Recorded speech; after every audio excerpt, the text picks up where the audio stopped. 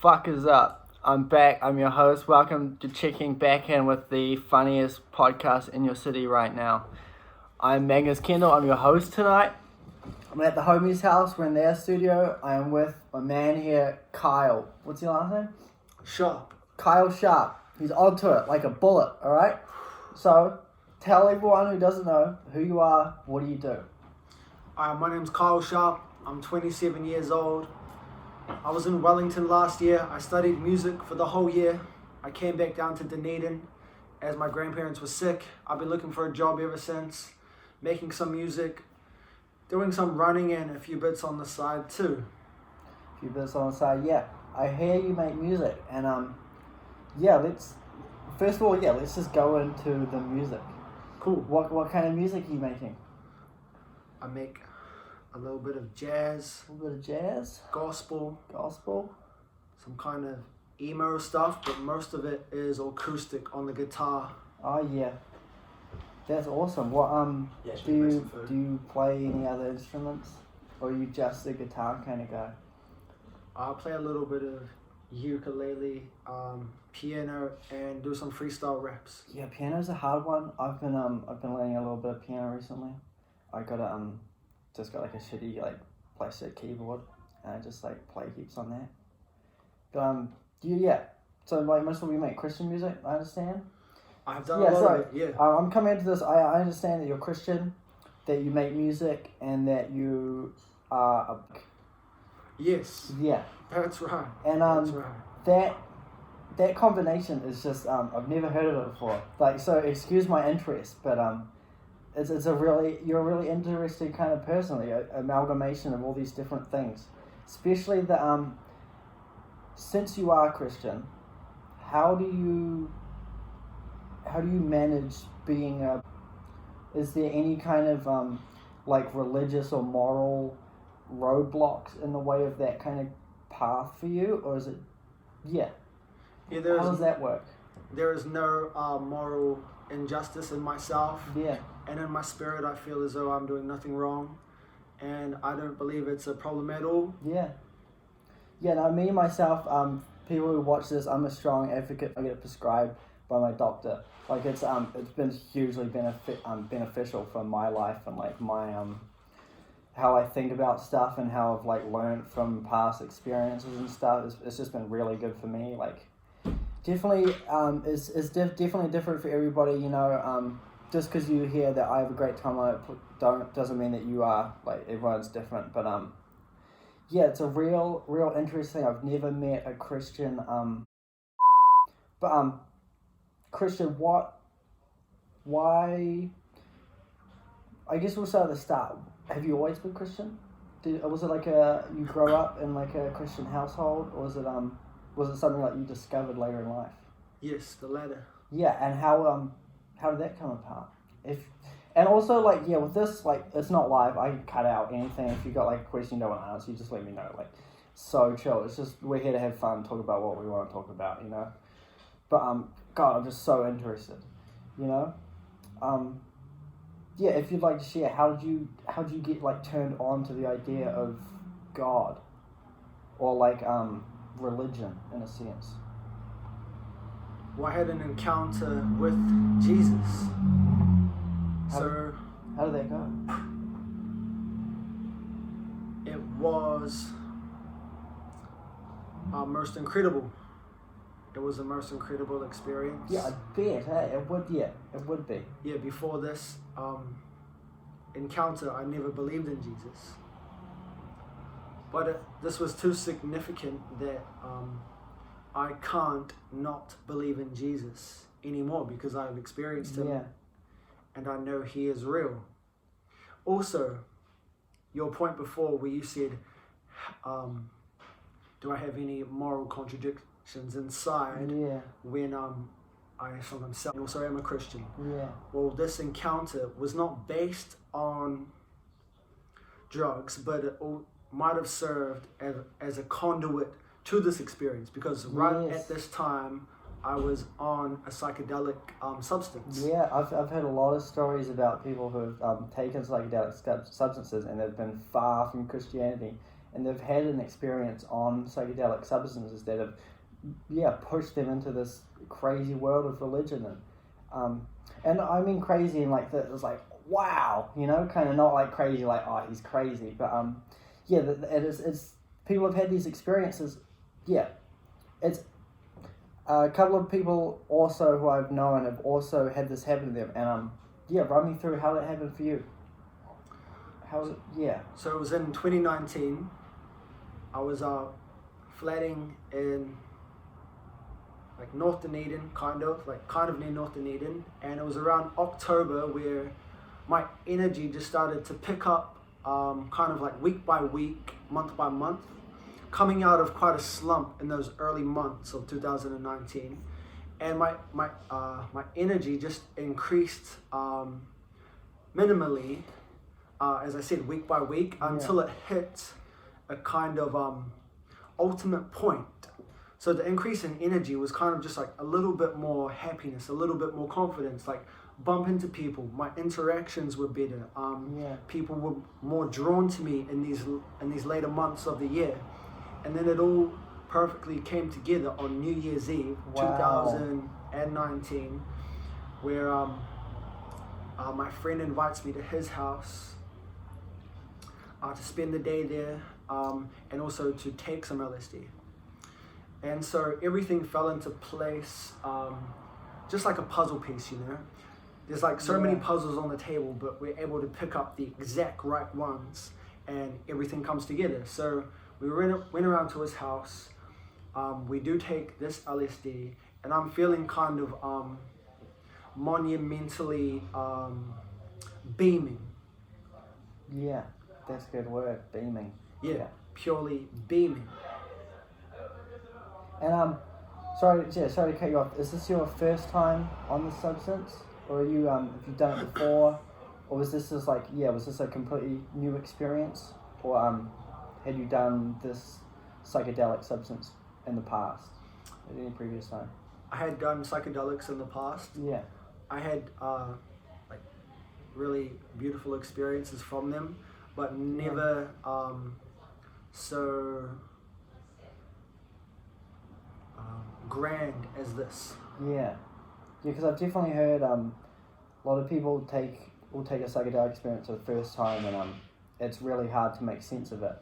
And I could definitely see a lot of people who like don't have a strong idea of psychedelics could gravitate towards that idea as like God, the kind of monumental breakthrough you have, like break out of reality you have, like being on a psychedelic, and there's you're experiencing a different kind of consciousness that you haven't experienced of your own before. It's hard to explain, but it's like different parts of your brain are working. Ideas are so easier connected, and I feel like people could really see it as like a life-changing experience. Definitely in the first time they take it, but like you're saying, this you've taken it before, but something was different this time, and what was different? What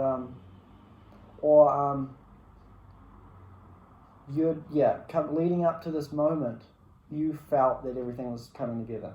Yes. And so you've got to this moment, and you're picking these puzzle pieces, you're putting them together. Then go on. Then I remember walking out of my friend's shed, looking up to the sky, and seeing the clouds morph into faces that you might see in glass-stained windows at the church. Was this did you take it at daytime or nighttime? Daytime. I'm more of a nighttime guy with that. I don't know why. It's just feels like calmer or quieter. I don't know. Yeah, sorry. Go on. Yeah, the clouds. They were looking like the stained glass windows on churches. Yeah, they morphed into faces, and then I saw a conduit open up in the sky, kind of like a conduit to heaven, and then a lightning bolt shot into my body. Wow. From the sky. Wow. That is one awesome thing to see. How did you physically feel it at all, the lightning bolt shooting you, or did you get any kind of sensation as you were hit by the lightning bolt? I can't say if I did or did not, but because I was at this moment, I actually became quite frightened. And as I saw the clouds form into faces and I saw this portal open up, I remember looking away in fear and becoming quite shocked by it all, by this unknown power, this pure otherworldly divineness. Yes, that's a great word for it, otherworldly divineness. Yeah. It's, for people who don't know what LSD is, it's a chemical lysergic dimethyltryptamine, and people use it to hallucinate. It's a hallucinatory drug, and on high levels of this drug, you can get deep, dude. You can get fucked up on this drug. I've been like around a couple people, and they've been on it, and they've taken some bad turns on it. If you're interested in this drug, please do all the necessary research and like how to get in, because it's different. This drug is, I'd say, would you agree that LSD should be seen as a tool instead of a toy? As something that could help you expand your consciousness or to help you get to a better place in your life? That I strictly see it as that. I think it can be used as a toy for sure. Like, you can definitely have fun with it, but I think a lot of people have bad experiences because they think it's a toy, and they'll take it and they'll go to a party or something. And I don't agree with that at all. Like, I'm a big advocate for it. It's definitely shaped my life and how I treat people for sure. But I definitely didn't I wasn't taking it and going to parties. I'd take it and I'd sit and meditate or work on problems in my life. And I would definitely say it's a tool. And I'm definitely a strong advocate for LSD. It definitely is a tool, but it's a very powerful tool. Yeah, don't think you're any stronger than LSD. It's a lot stronger than you. It's from the earth. Pretty sure they get it from trees or something. Sorry, what were you gonna say? Yeah, that was it. Go. It's a very powerful tool, and just if you're in a workshop operating a very heavy tool, piece of machinery, you can also get very damaged and very hurt from That's a great metaphor for it. Yeah, think of it as a heavy drop drill or a drop saw. And if you're just not paying attention, if you're not following the instructions on the fucking instruction sheet for 1 second, you're gonna lose a finger. Or in the case of LSD, you could lose your mind. He's putting it very aptly. It's a powerful tool that you can use to your benefit. And so you're standing there, clouds open up, you're struck. Is it like a chest kind of bolt, or is it you get it in the brain, or is it Yeah, sure. Yeah, so you get struck by lightning. Where in the body? I can't remember where, because at this time I genuinely looked away, and I kind of became stunned out of fear. Yeah. But at this very moment, it was reaching the highest state that I've ever felt in my life, where I felt I was just emitting pure light. I saw kind of a flash of memories from my whole childhood leading up into that very second that I was there. Wow. I remember thinking and feeling that I am Jesus. And I kind of thought to myself, am I the Son of God? And when I was pondering on these thoughts, I remember I was struck with a heavy wave of darkness, just boom, a train just hitting you. And this big train of darkness confronted me so much to say to my spirit, if you are the Son of God, are you willing to be crucified right now? Because that's kind of what it felt like. A wave of darkness over my spirit, and then fear instilled into me with the idea that I will be brutally killed by all my friends around me. Yeah. So in that moment, I backed out, and I said, I was just very scared, and I, in a way, kind of cowered out, and I said, no, I'm not Jesus, because, only He is the one who took on all the darkness on His spirit and His flesh, and no one else has been able to do so. And you felt in that moment that was being proposed on you. Yes. Wow, that's do you have any way to describe that kind of weight that you felt of all the, because it's all the sins, isn't it? Yes. All the bad things that have ever happened have been done by other people onto others, and you were kind of feeling that weight of all of it. Do you have any kind of description of what that like feels like? Is it? Oh yeah, no. I guess you're going with it with like the train running through you. I could feel like that would be like a big heavy train is just like pushing you down. It's all these like this train of bad stuff. Yeah, you're explaining it. Yeah. So yeah, you that happens. You're feeling really bad. You don't want to accept that you're gonna die for other people's sins. Then what? I'm not sure if this was after or before, but I remember going back to the shed, and my friend's uncle was playing the guitar. And as he was playing the guitar, every note that he was playing, whether it be a tune or a song or a scale, he was talking to me through his notes that he was playing on his guitar. And so I could understand it in a split second. The notes that he was playing translated into words, into English, so that I could understand in my head. Wow. And it was quite eerie, the things that he was kind of saying. It was kind of just like be very still, be careful of, like, it was just kind of warning shots to me that this is a very extremely important moment. Do not act up, do not latch onto anything that would cause you to outrage or to become scared or to become like fall out of this moment. Yes. Yeah. Wow.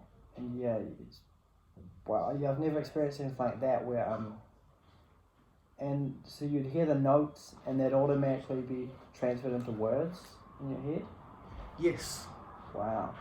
That would have been awesome. And it's just it's telling you to stay in this moment, be present, be fully present. Be present, be wary. Accept what this is. It's a teaching moment. Did you feel it was a teaching moment, or did you feel it was more of just like something that, like it was a teaching moment in the sense of you could choose whether you wanted to learn about this or not. You could choose whether you wanted to take interest in this thing that you're being shown or not, or was it like, this is happening, this is how I have to be, like I'm getting shown this this thing, this so makes sense, or was there any kind of layer of doubt in your mind going into this kind of experience?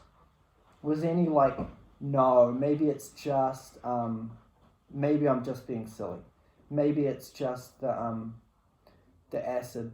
Were there any thoughts of that, or was it like you were just in there and there was no abscess of any other reality, it was just what you were being shown? Yeah, excuse me for framing like that. Such a powerful experience, having just a hard time putting it in words. No, that's fine. I'm just trying to articulate my thoughts also. Yeah. So I remember kind of switching between kind of different spirits myself. Sometimes I would embraced it in such a way where I felt entitled to that experience, which was very incorrect of me to do so. I was so lucid and so free that I was quite careless. I feel like acid does that for me as well. It drops all my worries. I was quite, I guess, I could either say careless or carefree. It was the most profound experience of my whole entire life. And after these things had happened, I remember not really telling anyone around me what had just happened. We even at the time you weren't like telling your friends what you were seeing or anything like that? I was not. Even when my friend's dad was playing on the guitar and I could understand it, I didn't actually verbally communicate to anyone around me like, whoa, your dad's playing the guitar right now, and he is playing words to me, sentences that I can understand through my brain. It's like, whoa, I just looked at the clouds right now, they morphed into faces, I felt a lightning bolt in my body, now I think I'm the Son of God, I thought I was about to be crucified, but I'm not. Yeah, so I didn't ever verbalize any of these things until a much later date. And I mean, also on acid, that's probably really hard to say all of that, you know, and not have everyone be like, what the fuck are you talking about, dude? Like, because at the time when you were with all your friends, they were also on this psychedelic substance. Yes. Yeah, and I feel like if I was on it and someone came up to me and like said that, I'd probably freak out. Like, and no offense to you at all. Like, but I don't know, I've never experienced like something like that sober, and I think maybe I wouldn't know how to deal with it if I was in any other kind of state. But God, that is fascinating. And so you're sitting there, and you're hearing the guitar, and it's all making sense. How does this all end? Is there like a moment where you come to a certain conclusion and it all clicks, or is it like a slow kind of ride as the acid's fading out and you're all kind of putting it together? Then over the next couple of weeks, you kind of sort it out and be like, yeah, that's right. Like how fast was that kind of thought process to like start being like, this is who I want to be. This is right. This was the message I was supposed to hear when I that night. It actually took a horrible turn. This whole grand, beautiful, heavenly experience took a really horrible turn. Not necessarily this day, because while all of this was happening, I did also notice kind of spirits or entities like enter my friends and talk to me in strange ways, kind of like you could say demons or dark spirits kind of enter in the people I'm talking to and trying to direct me or deflect me from what I'm experiencing. Yeah. And so after this, I actually fell into a really dark state of mind for about 9 months. Wow. So for 9 months, a few weeks after, or maybe a month after this amazing experience, I kind of decayed into the complete opposite of the person I was in that moment. From someone experiencing pure light, encountering Jesus, understanding music in the form of words, seeing the clouds open up, to feel so in touch with heaven and with such a beautiful side of this reality, which not many people have probably ever experienced, to just feeling completely dead inside, feeling very horrible, and thinking that well, this is how it ended. I felt like I was actually going to die very soon, and I was going to go to hell for what I had done, which was not fully take that experience on board and suffer for all eternity. So that's not the conclusion of it, because I am still here, but it took a very, very dark turn. Yeah. Oh yeah, that story is so crazy.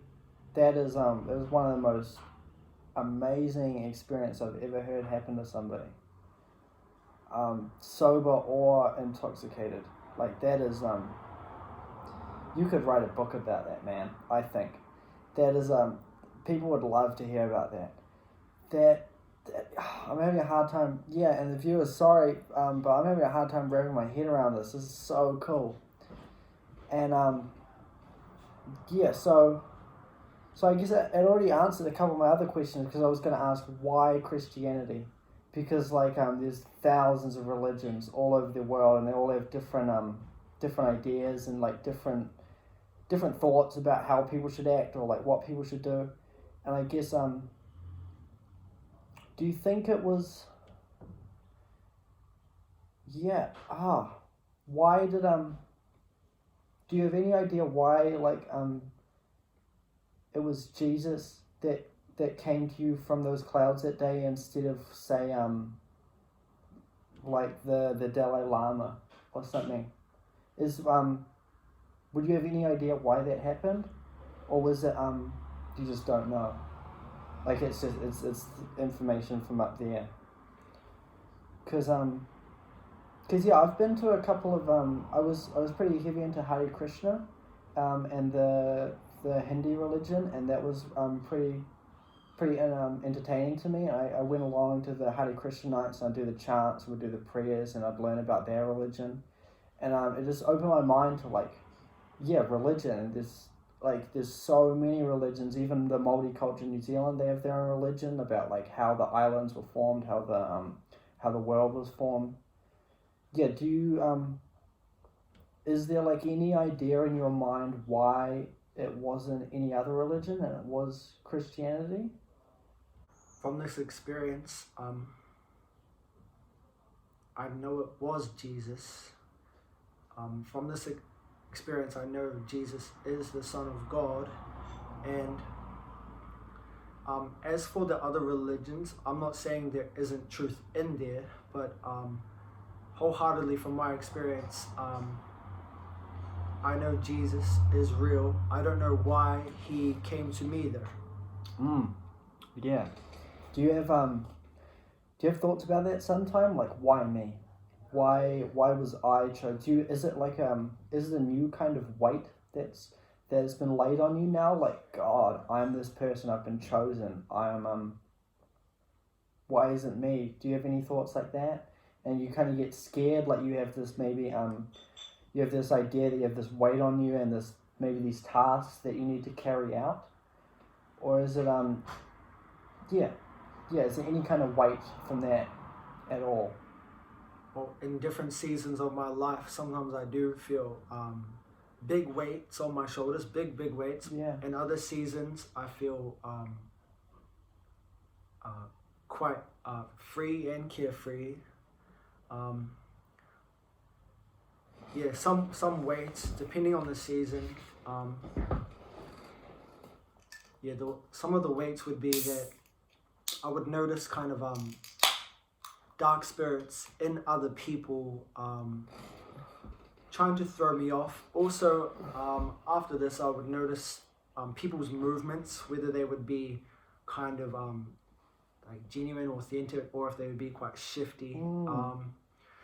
So my spiritual eyes after this, for those months of depression were shut. All I could see was demonic, everything. The light had gone. Sometimes I do feel this way because, well, I know Jesus is real. He is the King of Kings. But I said to myself the other day, it's just like,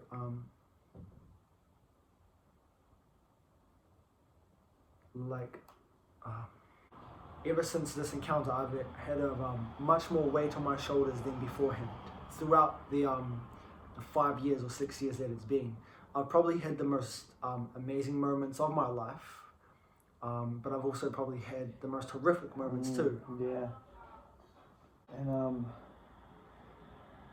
I'm losing it. I had a good question. What were you just talking about? Just like 2 minutes ago. You were talking. It was talking about the weight on the shoulder. Yeah. And have you ever had ideas since you've felt this weight to be like, oh fuck it, I give up. Like I'm just gonna keep living out who I was before. Like fuck Christianity. I don't have the time. Do you have any kind of thoughts like that where it's just like you just so want to just cast it aside, just go back to who you were? Because I feel like a good trip on acid in the right setting, and you're looking at it as a tool, can be like wiping a computer clean, like the home screen clean, and there's one file in the top corner, and it's mild bullshit, and it stays there. You can never delete it, but you can, and it's there, and you can fucking see it all the time, and you can click on it anytime you want, and go back to the person you were after this profound experience. is there any urge to like just forget it and go back to who you were and like not have that kind of feeling of weight, or like the feeling that like you're Jesus's like messenger or son and you're here to like do these things? Like, yeah, any kind of thoughts of like, fuck this, like I give up, like fuck, I can't be fucked, like any kind of, yeah, or has it just been like straight line, like this is my purpose? I had a really good straight line for about 2 years before this and after this experience. I sometimes would go in and out of mental hospitals, but I really found my stride in around say like late 2021, where I would think about Jesus 24/7, and I would be fully conscious of myself and other people's tonality of speech, the way that they moved, just to keep my well, not only defense high in case it was like an evil spirit in someone else, but also to be there to notice an opening so that I could instill a hopeful message to someone. Yeah. So I was trying to keep very sharp for around 2 years. I would go on crazy runs. I would make music for Jesus. I got back from a run and I remember a thought coming to my brain saying, move to Wellington. So I packed my bags, booked a flight, shot up to Wellington. While I was up there, I was making music for Jesus every single day. I would talk to the homeless people and I would invite them to church. I would give money to the church. So I thought I was trying to go hard for God, going hard for Jesus. Yeah. And then this is, well, I don't, this is when I kind of had a really amazing moment, right? So I was with my friend in Wellington and he decided to get some weed. And then we ended up in this little booth, kind of just like a shed. And I decided to actually have a puff on that weed too. And while I smoked this little bit of weed, I pretty much felt the exact same feeling of all the darkness in the world coming on me. Because it is known as the devil's lettuce. Well, some people do call it that. Yeah, so, yeah, some people could say it has ties to the devil even. But yeah, go on, you felt this that same kind of oh, you're gonna get crucified, you're gonna die a miserable, horrible death. And over those 2 years, I had like kind of built myself up enough that I fully just accepted it, and I was like ready in that moment to like die a horrible death for Jesus. And so like after that, we walk out of there, and I kind of thought this is like a moment of victory. This is a moment where I'm gonna skyrocket now because I've proven that, well, I'm willing to die like a horrible death for God. I've been focused on God for so long. I'm trying to do these things, but I was dead wrong.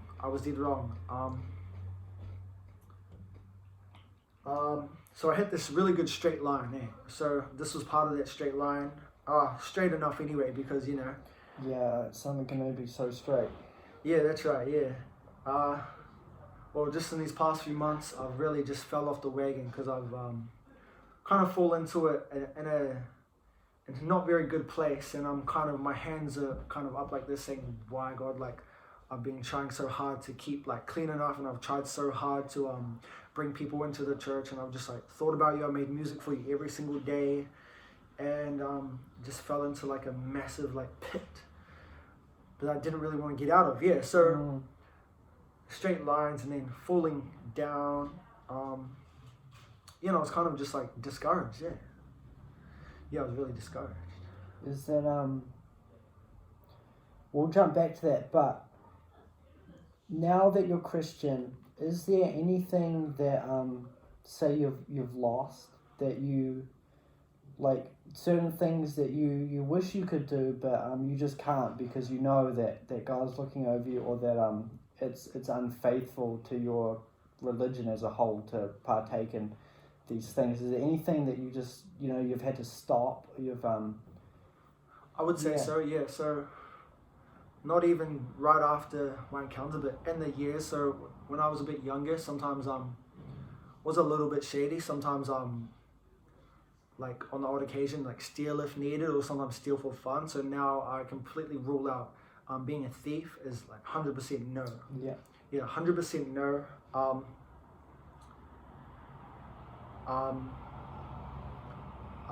Scheming is 100% no. Give everyone good and fair deals. Yeah. Making fun of people is 100% no. Well, of course, like if you're best friends, you know. Like it's really hard to draw the line where to stop making fun.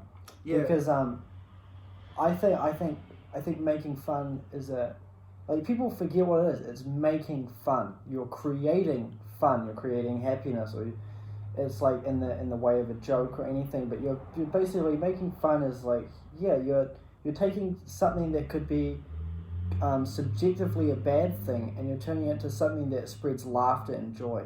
And I really like that, and it really urges me to kind of say, where is the line that we should draw to stop making fun? Because there's so many things that are just seen as bad and so sad, and they could really just use a little bit of joy. But it's really hard to draw the line. But so no scheming. Yeah, no scheming. Praising no one else. In speech or in anything. Yeah, only Jesus is God. So only Jesus is God. Well, that's all that comes to mind right now. So they're not really. They are big differences, but maybe not as big as some other people's transformations. So in this time, of course, I have quit vaping for a season. I did stop drinking for a season, and that was fine and all. I never really and it was only for God as well. You know, I wasn't going to quit for myself. Why is that? Sorry to cut you off, but that's right. I feel like a big part of the things, like everything I want to do, just because I don't have that weight from God, it's like I want to do all these things for myself. It's like when you do something and it's for God or for Jesus, and you complete it, you makes you feel like really good, and or does it? Sorry, I can't guess here, but yeah, I assume if you did if Jesus was like you should start doing this, or you should maybe try this, and you do it, do you feel like a little bit of like fuck yeah, I did that, you know? I feel like every time I do something, I know it's for me, and I've done it. I'm like, God, I did that, and I know I can do that, and I know that being able to learn something like this has made me in turn a better person. And it's like because not having that religion or anything just kind of makes me think all these thoughts that I'm thinking are coming straight from in here, and to finish off those thoughts, or to birth those thoughts into completion is gives me a really good sense of achievement.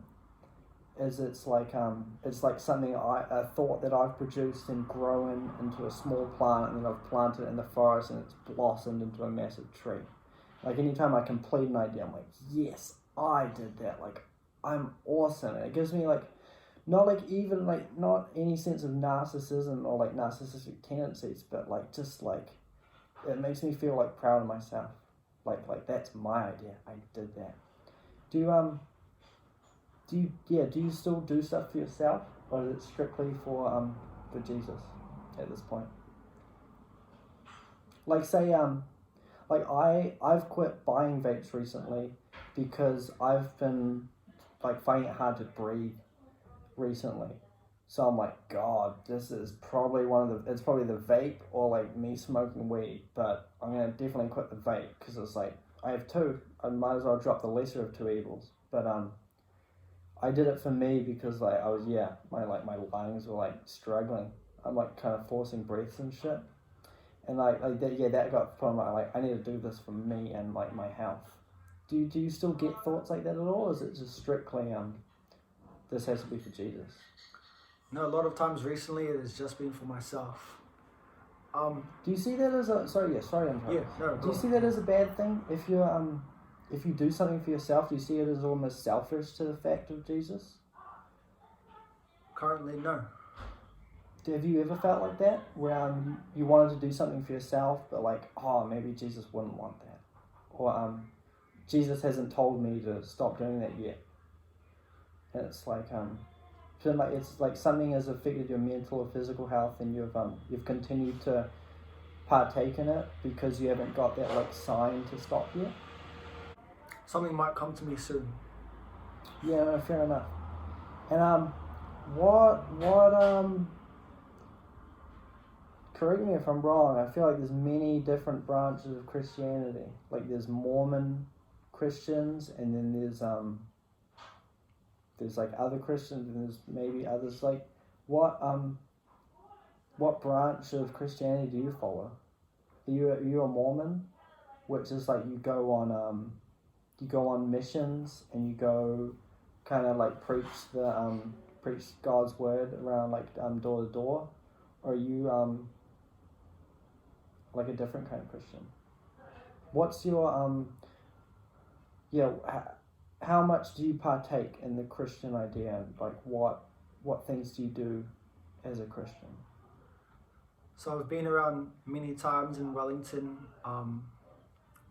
professing Jesus' name and inviting people to church as well as my social media, posting up my songs for or praising Jesus' name on social media, making my doing running videos on TikTok and praising Jesus' name there, and also showing generosity to those people in need when I was in Wellington. And so doing outreach, I'm not too sure what kind of branch that was, but I guess that could be seen as a branch of Mormonism. You're kind of pushing and spreading the word in your own way. But with Mormonism, they have very strict rules. They're not allowed to drink coffee. Yeah, the eating thing as well on Sunday or something. I'm not sure, but they're very strict rules. For me, I was a very loose Christian that put in a lot of work, but also kind of lived loosely. Yeah. And in my spirit, I felt nothing wrong with that. Yeah, but that's just me. Maybe I'm clouded by my own judgment. Yeah. Okay, we've got a question. Hold up. I'm going to come for a break back. So yeah, for me, no denomination of Christian, just somebody who had an encounter with Jesus. And believes it. Or and continues to carry it out. And continue to carry it out by performing tasks with a whole lot of spirit, motivation, and love. The outreach, the listening to others, trying to hook on to only good things. Like in my eyes anyway. Yeah.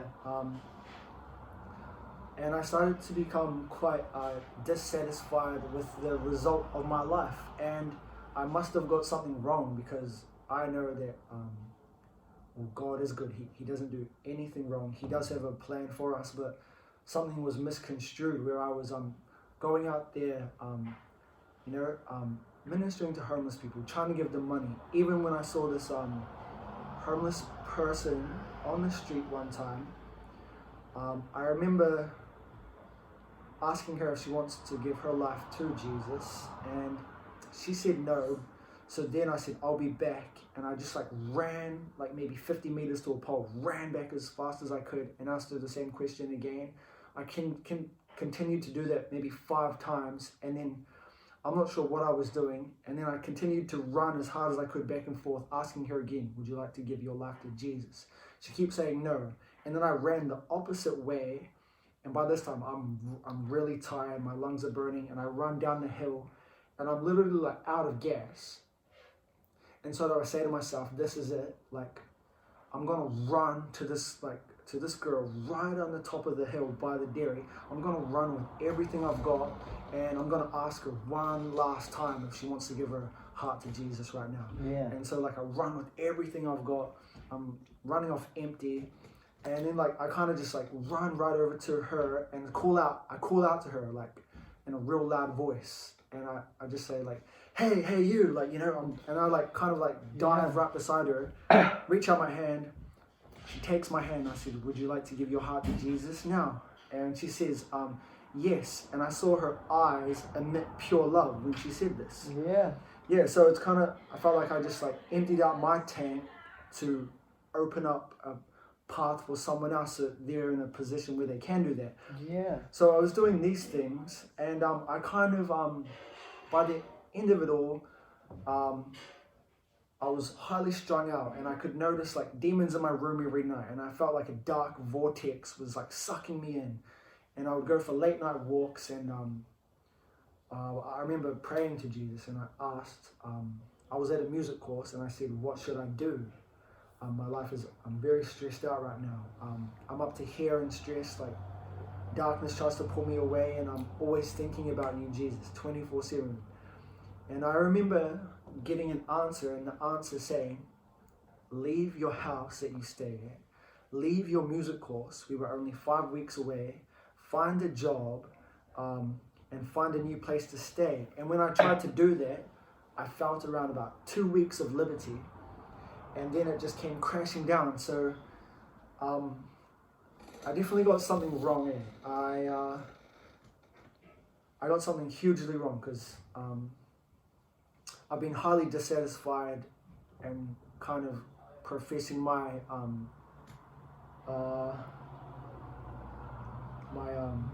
what's the word, like kind of feel let down, kind of feel let down, putting in all this work, and the outcome is absolutely miserable, horrible, almost homelessness, no certificate in music, after trying to follow this answer that I believed was from Jesus. But these days it has me wondering whether that was God's voice or not. Yeah, because it's I feel like it's really easy to get the devil's thoughts mixed up with God's thoughts.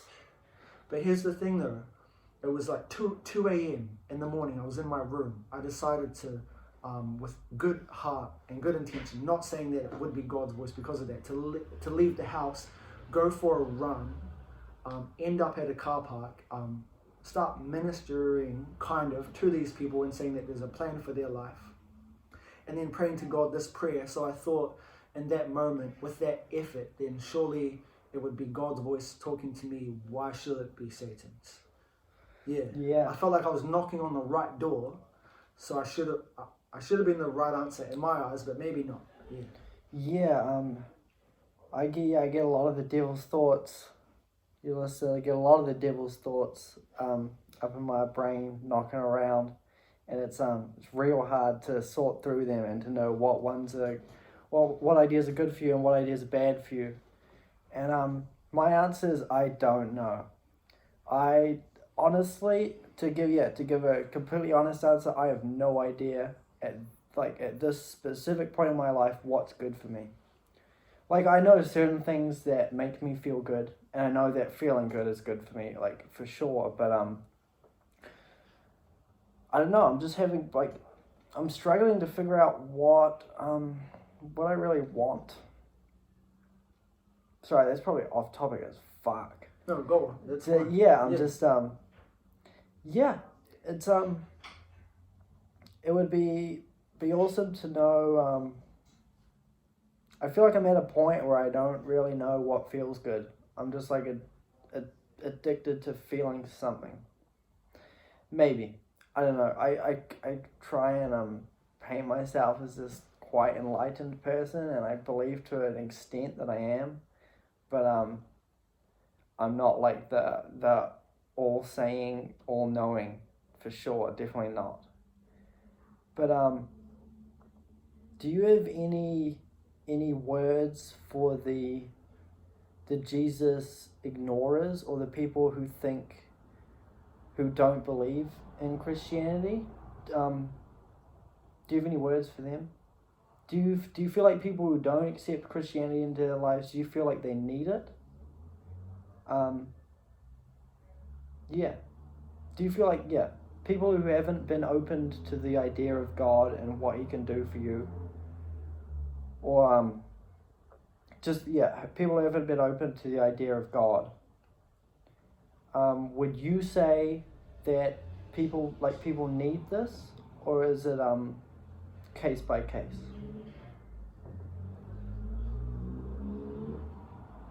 Because in what context? Because some people who don't believe, they are living their lives at this moment maybe pretty fine, and there are some people that do believe in Jesus that are having a really hard time right now, and vice versa. So what do you mean by need? Well, say me, and I'm at this point in my life, I'm pretty open, I'm pretty enlightened, I'm pretty happy. I don't have weighing worries all the time, and I drink like every so often. I smoke my weed. I don't follow every rule set out in the Bible. Would you say like a person in my state needs Christianity to live or to be happy, or is it fine to exist and not accept Jesus into your life if you are at a point where you can, or you think you can? Well, Christianity mostly is now a man-made construct, because look at all the different denominations.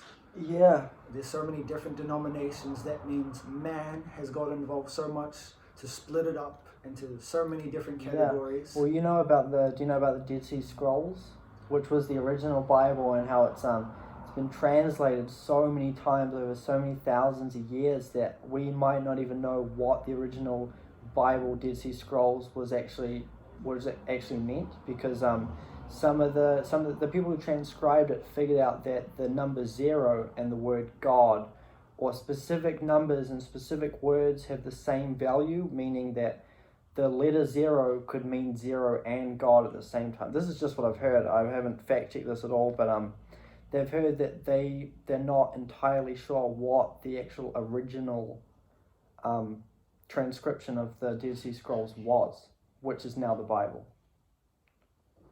I have heard about the Dead Sea Scrolls and also other scriptures that are not in the Bible, though I have not done much research or any research surrounding this. But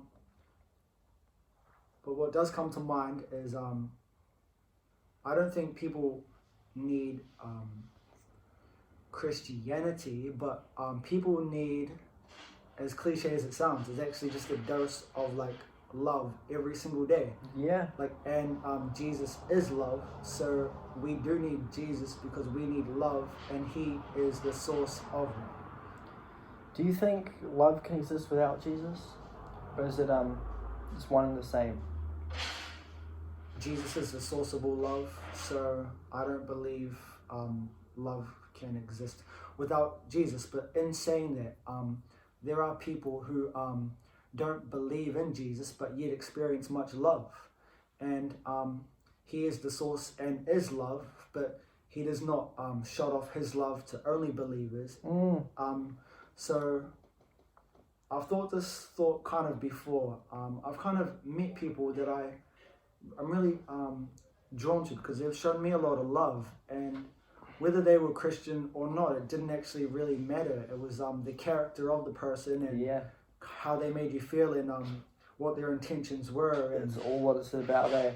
Yeah, and all of this goodness comes straight from Jesus, straight from God. Whether you know that or not, it does make a difference. But Jesus, love, we do need this. We do need it. We definitely need love. That's right. I see. I've read into Christianity. I've read the Bible. I've read into Hinduism, and I've read the Bhagavad Gita, and I've gotten myself kind of simply educated on these different religions, and I've come to this understanding that God can be what you perceive it as. Well, I feel like everybody, like with all these different religions, there's all different ideas of God, but like there's a base note in all of these religions that God is a good thing. And I feel like any kind of positive or love or happiness or any kind of instance of that is God. Like if I see 2 birds flying in the sky, I'm like, that is God. if I see two chairs that are like turned toward each other and there's no one sitting in them, but they look so lively, that is God. Like if I have a really good thought and it makes me feel happy, that is God. Like I can't bring my mind to perceive God or Jesus or love as like a person. It's like it exists in every inkling of every good thing, I think. And I could say the devil could be seen as the opposite. The devil could be seen in every bad thing or every bad thought that makes you feel bad. It's like that's the devil. And I feel like the word devil and God and Jesus are labels that help us reason with these feelings that we experience. Hence why there's so many different religions, because not everybody can have these things happen to them and expert them in a way that it's all the same everywhere. But I feel like everybody feels the same things, but we make sense of it differently.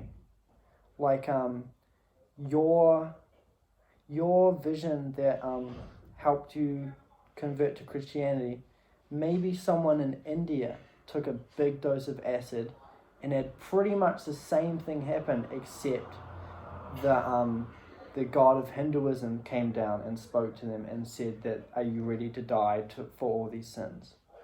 And maybe it's that like you were brought up on the ideas of Christianity, or like Christianity was the only kind of religion that you were brought up on, and that's why you had that experience, if that makes any sense. And like if you the same person had that experience but you were born in India, you might have had it with another god, or God, sorry if I'm not making sense right now. You are making sense. Yeah. I understand what you mean. Yeah. I understand what you mean. Kind of like that.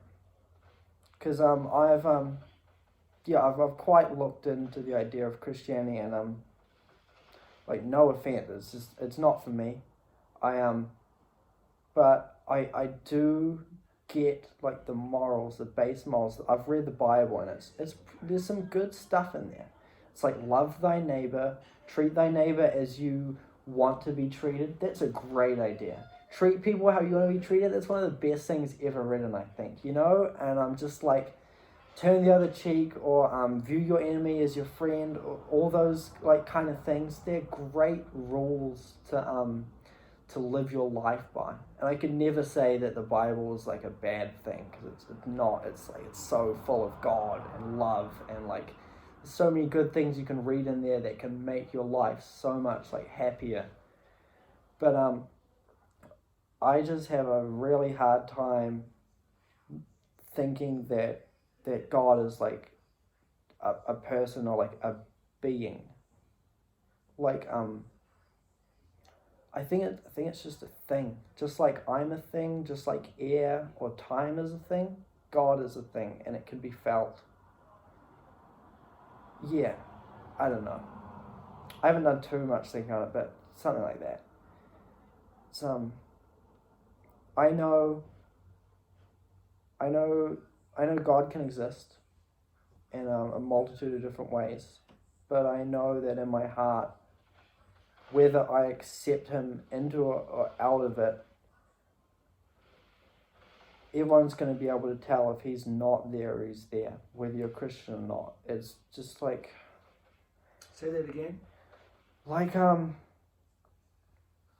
God is in me, and I feel like if you're Christian or if you're not Christian, you're able to tell that. But if you're not Christian, you're not going to see that as God is in him, God's light is coming out of him. You're just going to see it as like, he's a really happy person. He makes me feel good when I'm around him, kind of thing. And maybe that ignorance, some would call it, to God, could maybe just be like a completely different religion, and it's just like the religion of people, maybe? God, now I'm losing myself, actually, to be honest. That's right. I kind of got what you were saying there. It brought a thought to my mind. A few years ago, I was working at a primary school as a after-school program assistant, and like the kids were so funny. And I noticed something about like all my cousins that are kids, and when I was working there, every single one of these kids' eyes were beaming with pure light. And that would be the same with all of us, all of our parents, and all of our parents' parents. Like when we are very young, we are kind of beaming with light, and we are beaming with joy. We are beaming with reflection of God. So to say that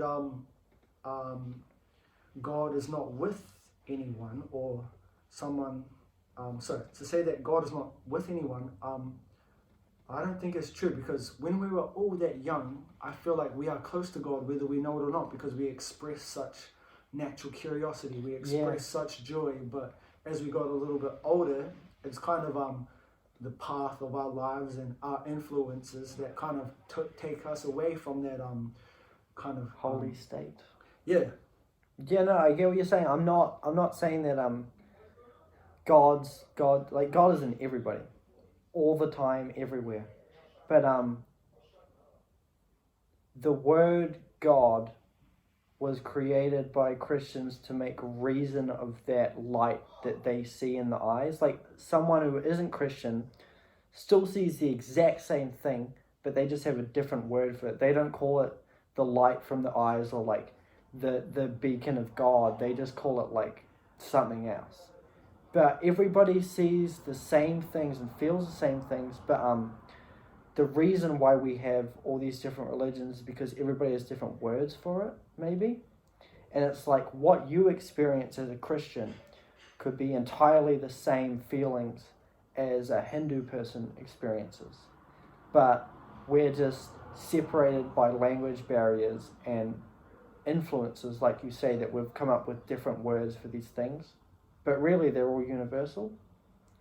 Like, do you believe that Hinduism is, I guess there are differences in Hinduism and Christianity, but like, do you feel like a Hindu person is any less connected to God than you are because they're not Christian? Or is it is a tricky question to answer. That's a tricky question to answer. Because I've always had that strange belief to most that this is just my belief. Yeah, so I could be. A lot of Christians would probably not really be happy with this. Is that it's more to do with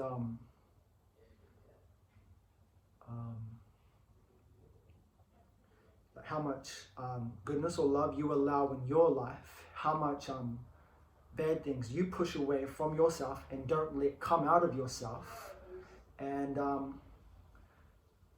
can kind of determine in a way how close to goodness, how close to love, how close to God you might be, whether or not you believe or not. Because any Christian could slap a label on that and say like, yeah, I got baptized, I'm close to God, you know, like, you're not baptized, you smoke, you vape, like you're far away from God. Yeah. But well, in the Bible, it's really funny. Even who are the ones that prosecuted Jesus were the ones supposedly the most close to God, right? Yeah. Was there? Sorry to cut you off. Was there an idea of God before Jesus was crucified?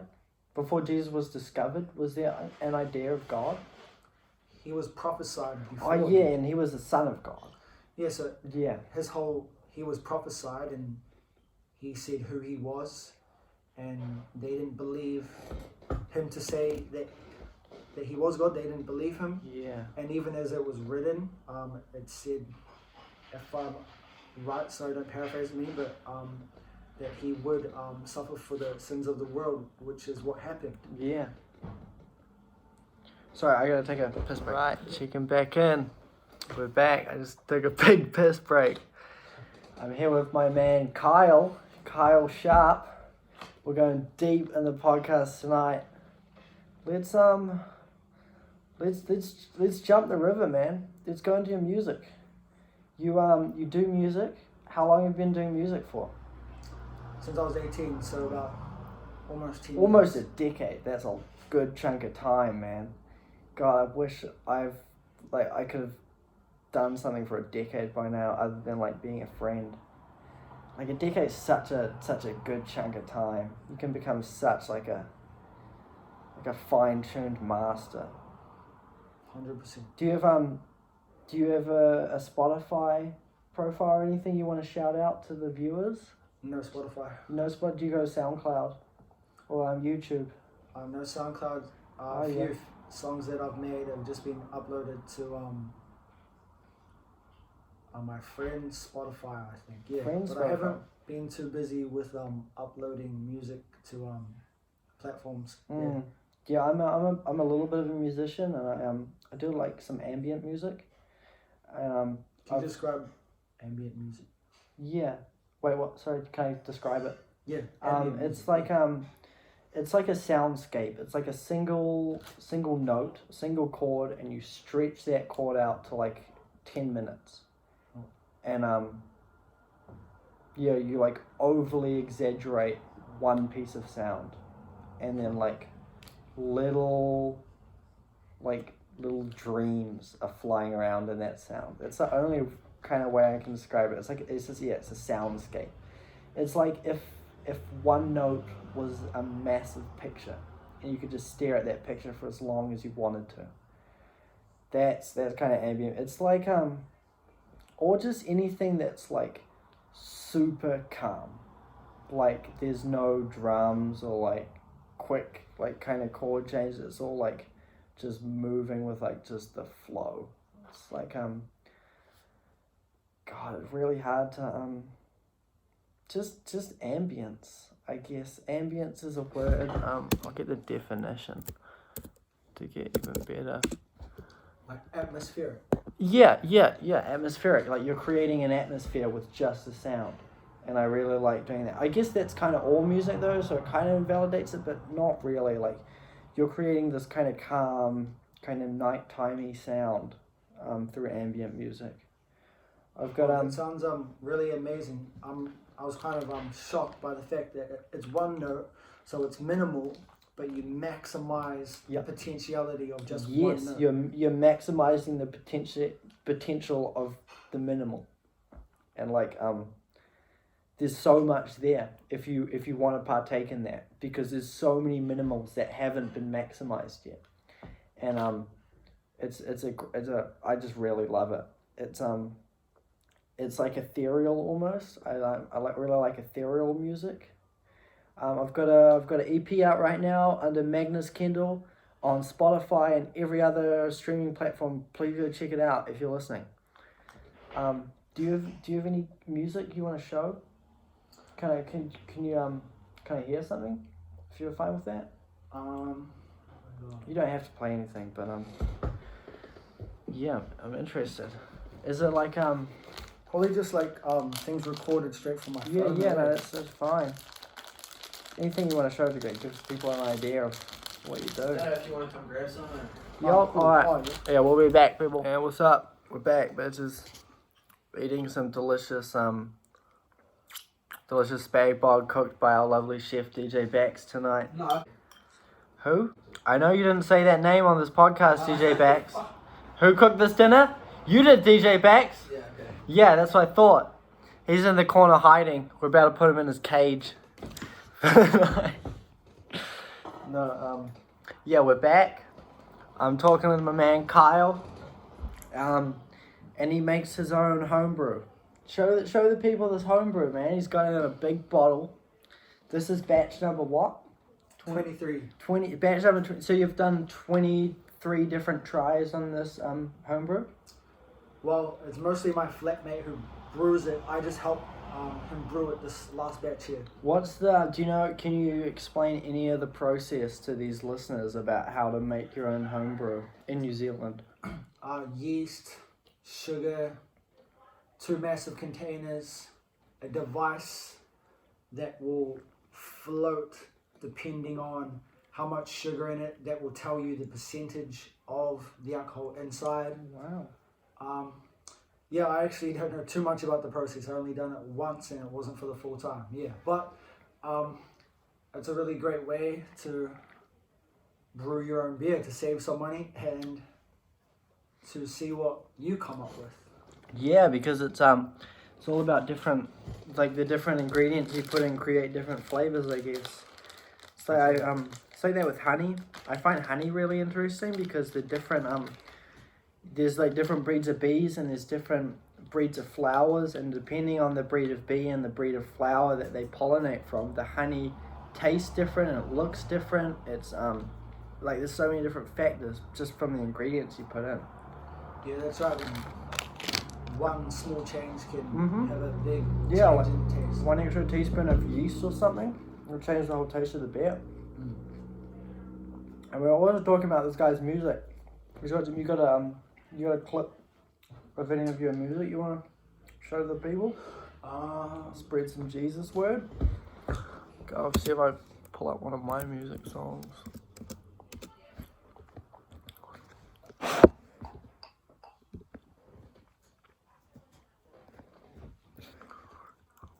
Yeah, I've got a for everyone listening and watching, I've got an EP out right now called Pillar. Go stream it at Magnus Kindle on Spotify. It's pretty good. You might like it. Go check it out because you never know. Yeah, Pillar by Magnus Kindle. It's an EP. I'll play the one of the tracks.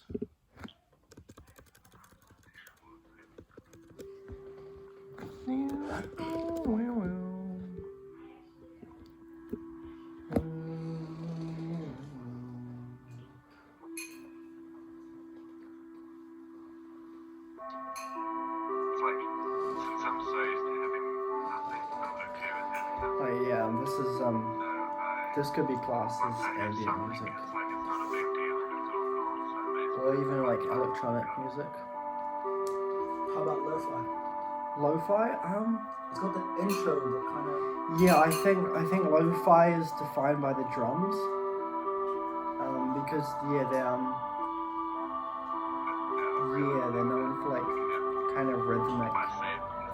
Well, this is rhythmic to a sense, but I don't know what separates it from lo-fi really. It Actually. might be the drums, eh? Probably the drums. Yeah, and I think lo-fi does a lot of sampling as well. But this is I don't even know what this is. But yeah, that's your little sample burst. Go listen to me on Magnus Kindle on Spotify.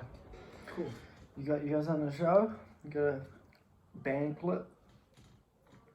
Yeah, this is just recorded straight from the phone, and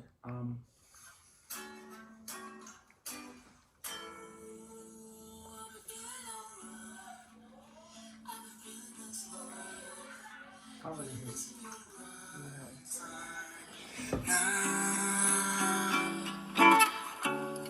Don't think you're nothing special. Don't think you're nothing kind. I'm trying to get to know you, and you're here wasting my time. I sink into the floor. You had me wanting more. Be polite as fuck, but you've been holding me up for too. That's what you get. Go follow him on Spotify. One. Yeah, you should make one. It's really fun to have music on Spotify. It feels so official. Cool. Like more than because I used to post like rap songs and like years ago in high school on SoundCloud, but this year I've started posting on Spotify, and it felt so good to have published music on there. What distributor do you use, and what's your like process? Do you record straight from your laptop? What software do you use? Like, Yeah, I got Ableton 11 Live Lite, and I use Amuse.io, which is a really good one, and they let you keep all of your cuts from your music. like royalties? Yeah, and it posts it to pretty much everything. So it posts it to SoundCloud, YouTube, iTunes. It even puts it on Shazam. So if you That's hear, Apple Music, yeah. It was Yeah. on Apple Music, you can get Shazam. Oh, wow, yeah. Because they bought Shazam. really, that's cool. Yeah, so yeah, if you hear my song, you can Shazam it, which is so cool. My bro over here, DJ Bax, is a established music artist in the Dunedin area, and Yeah, he pulls like 10K monthly listeners or whatever. I don't know how many he's got like fucking 4 million streams or some shit. Well, honestly though, you got quite a lot. Yeah, got a couple. Your top song's got like 1 million. Yeah. It's like, yeah. Fucking crazy, dude. It's possible, guys. It's possible. But yeah, I've been on the music journey for a little bit. How long did you say you've been making music for? Like 10 years, eh? 10 years, yeah. Mostly just on the Decade guitar. in, yeah. And you were asking me before about my process and how I go. I use Ableton, which is a really good one. I'm using my friend's login, but I think it's quite expensive, Ableton. But Just crack it. yeah, I was trying to last year, but I got too fucking scared, bro. I can do it for you. Yeah. When if me and this guy ever fall out, I'll get it from you. But yeah, I use Ableton, and I've got like a shitty keyboard at home, electric piano that I use. But DJ Bax recently showed me a hack you can use on the DAW I use, which is digital audio workspace, which is Ableton, and you can press a certain amount of keys and it brings up a keyboard on your computer, so you can play keys off the keyboard that you have on your computer. And I had Ableton for so long, I didn't know about that, and I've been using that recently, and it's just like evolved my music taste to like a crazy different, not taste, but like how I go about making music. It's just made it so much easier. So I used to do it off the piano, but now I just do it off my computer. And I like kind of almost draw in the melodies, which is like, it's really cool, really cool. It makes it also so much easier. You don't have to like set up a mic and record off like an analog instrument, and you have that white noise in the background and stuff. Like I hate that, so I can just like, put the melody straight into my computer. If you go into your audio settings and you got the same iCloud on if you got an iPhone and you got a MacBook, you can use your iPhone mic to record into Ableton. Yeah. It's like a new thing. It's crazy. Oh, that's awesome.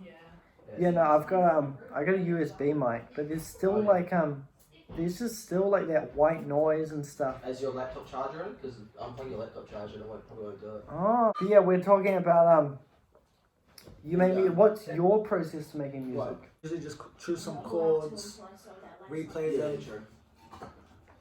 I don't know, see how you feel, what words come out of your mouth, and then just like repeat like a hook or a sentence, and then kind of build off of it from there. Is there any inspiration from Jesus in your music? It definitely has. It Yeah? definitely has been. Yeah. How does he like give you these melodies, or is it the lyrics, or is it like a bit of both? I guess sometimes it might be a bit of both. Yeah. I guess that's if you're like you and you're in that sense with Jesus, I feel like he probably comes and inspires you with kind of everything.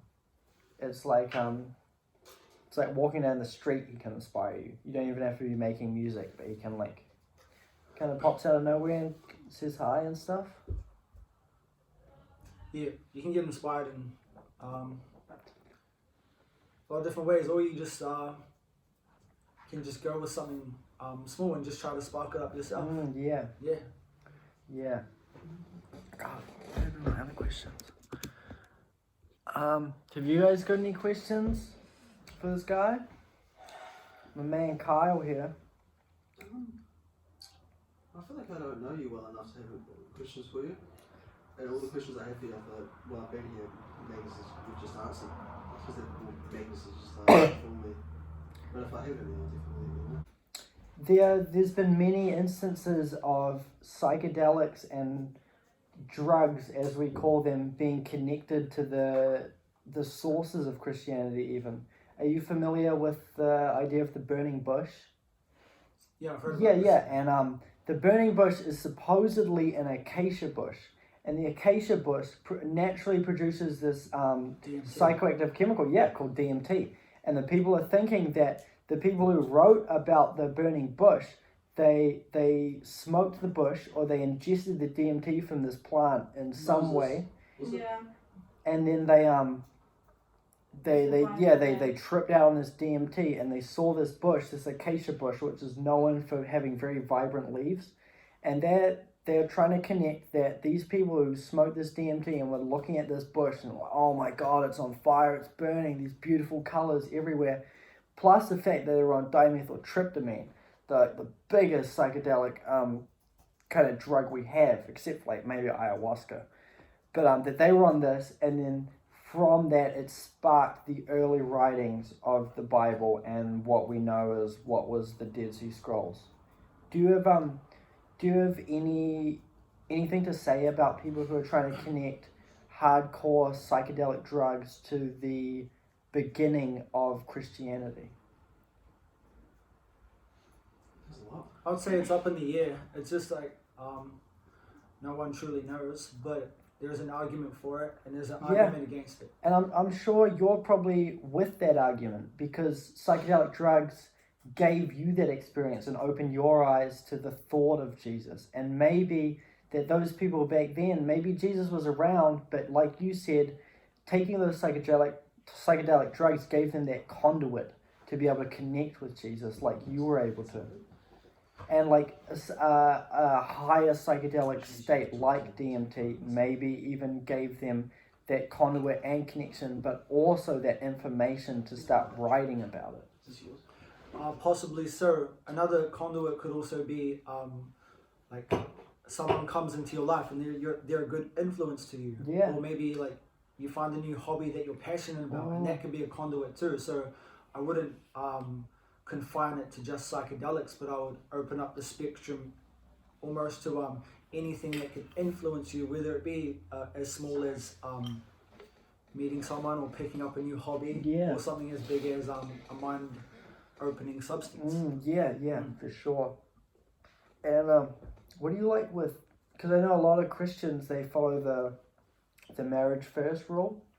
And you're like, no shade to you, dude. You do what you want. Like, that's the best thing you can do. But I prefer, like, I'm a sexually active person, and I have a hard time making that connection with marriage and stuff. But how do you go about it? Are you a kind of Christian? Are you waiting for marriage to kind of make that step with someone, or is it like you did it before you were awoken to God, and now it's like it's hard to kind of be a Christian like that? Or how do you see that whole marriage thing, that whole marriage barrier?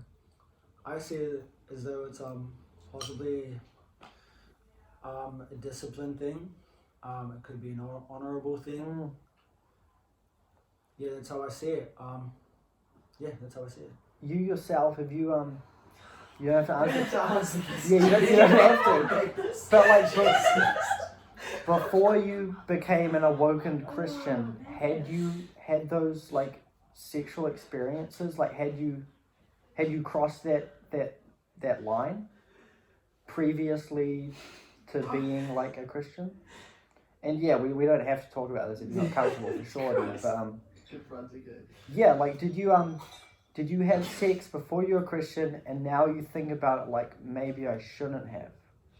Or anything? Is there like, I don't want to make assumptions. I don't know if you've had sex or anything, but if you have, is that hard for you now being a Christian?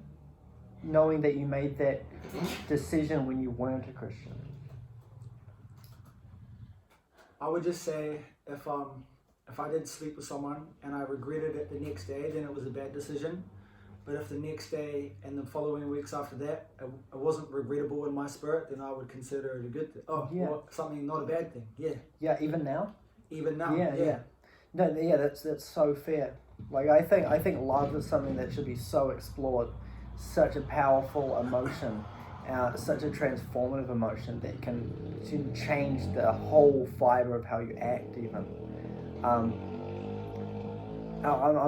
all for the idea of love, and But that's not saying yeah, like exactly. maybe it actually is a bad thing in God's eyes. I mean, it does say it in the Bible, but in my like speck of a grain of the universe's perspective, no, it's not. Like, That's awesome, man. Yeah, honestly, that's what I have to say. Yeah, like, unless you feel bad about it the next day, unless you feel like yeah. you've actually done something wrong, then it is wrong. But if you don't feel like you've done anything wrong, and the other person's like all good, then Yeah. that's just like my view. Yeah. No, that's a great view. A lot of different loves in this world. But yeah, dude, we've done a solid, like, I think, hour and a half of this podcast. It's called the Twilight Hour. I try and keep it around an hour. We've done great. This is my dude, Kyle Sharp. Do you have any social medias or any business ideas you want to shout out to the audience or anything? Any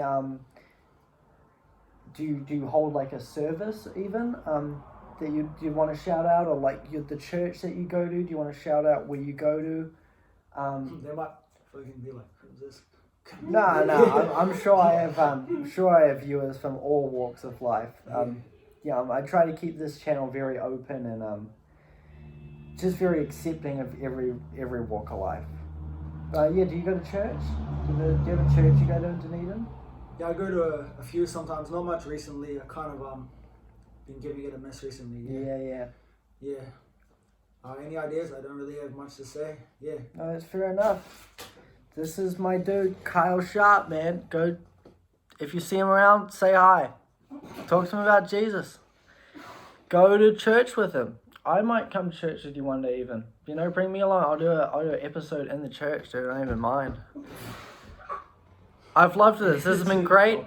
I've learned so much about this dude, about religion, about music, about homemaking beer. This has been a great episode. Like and subscribe. Please leave a comment because it creates more interaction for everybody else to see this video.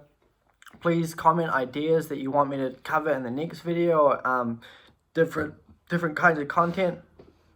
Yeah, I love you guys. Bye.